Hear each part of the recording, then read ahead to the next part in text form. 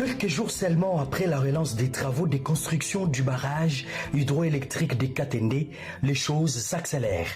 Les deux entreprises, à savoir l'entreprise Angélique International Limited et Mining Engineering Service, qui exécutent les travaux, se réinstallent.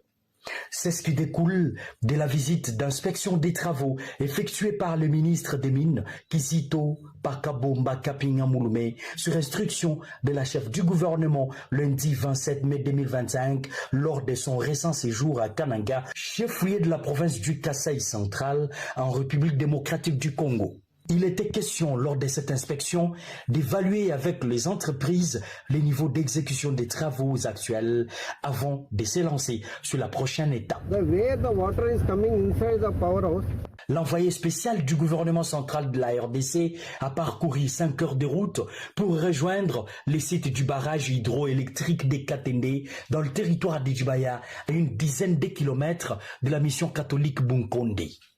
À l'entrée du site, voici la base vide laissée il y a 9 ans, qui porte une nouvelle robe. Le mur sont repeints, d'une couleur blanche, des toitures retouchées, de bureaux embellis, des nouveaux agents, tous travaux recrutés. C'est la vie que reprend sur ces sites. De matériel rouillé, abandonnés sont remis à l'État. Des conteneurs de nouveaux matériels sont entreposés. Les deux entreprises créent d'autres espaces dans le but d'entreposer d'autres machines qui viennent d'Elboumachi dans un très bref délai. Actuellement, les travaux en cours sur ces sites consistent à l'évacuation d'eau, de pluie, ainsi que celles qui avaient inondé les sites, mais aussi des déviations créées par la rivière Louloua, jusqu'à remplir les canaux d'Amené construits à l'époque par cette même entreprise. Après cette étape, qui prendra 2 mois au total, suivra les travaux de génie civil et la première ampoule s'allumera 24 mois après. Kizito Pakabomba Kapinga Mouloumé, fier de la relance des travaux dans sa province d'origine, promet de veiller sur la matérialisation de ses projets. À ce jour ici, donc, vous devez savoir que le gouvernement s'est mobilisé sur fonds propres pour faire le financement de ce grand projet, un projet mythique pour la province du Kasaï central. Donc, sous l'impulsion et le leadership de son Excellence, Monsieur le Président de la République, chef de l'État, donc tout a été mis en marche pour mobiliser l'ensemble des équipes, que ce soit les équipes financières, les équipes techniques, avec les experts du ministère des Ressources hydrauliques et électricité.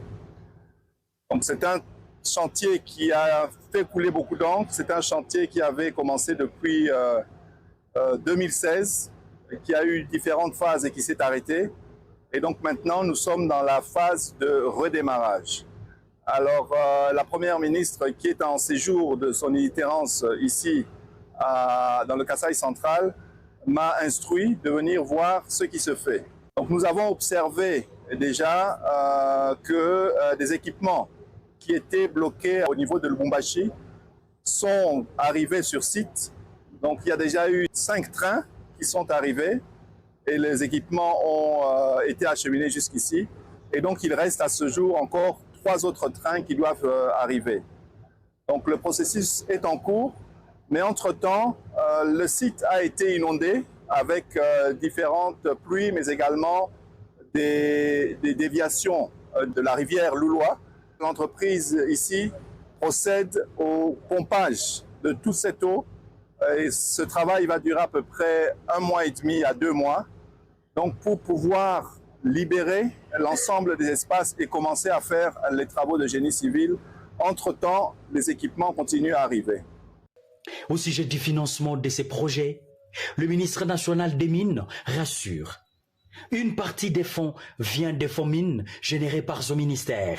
En tant que fils du pays, de la province, j'ai moi-même fait en sorte que l'on puisse contribuer en tant que ministre des Mines avec des fonds du fonds mine, donc le fonds des générations futures. Donc le secteur minier contribue fortement dans la mobilisation des financements pour la réalisation de ce grand projet mythique pour nous, fils de la province, mais également pour rayonner au niveau de la République démocratique du Congo.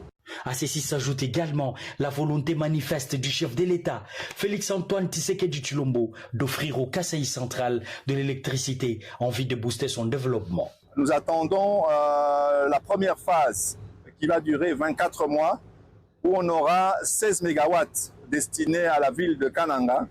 Et ces 16 mégawatts, donc d'ici 24 mois, vont pouvoir être disponibles selon le calendrier. Et nous veillerons à l'exécution de tout cela. Rappelons que le projet Katende sera mis en œuvre en 3 phases. La première permettra de générer une capacité initiale de 16 mégawatts destinée à desservir en priorité la ville de Kananga et la mission catholique Bunkonde. La deuxième ajoutera 32 mégawatts étendant la desserte aux provinces du Kasaï central, du Kasaï oriental et la localité de Tchimbulu. Et enfin, la troisième phase complétera le dispositif avec 16 mégawatts supplémentaires assurant l'autonomie énergétique du Grand Kasaï et ouvrant la possibilité d'un excédent au service de l'économie régionale.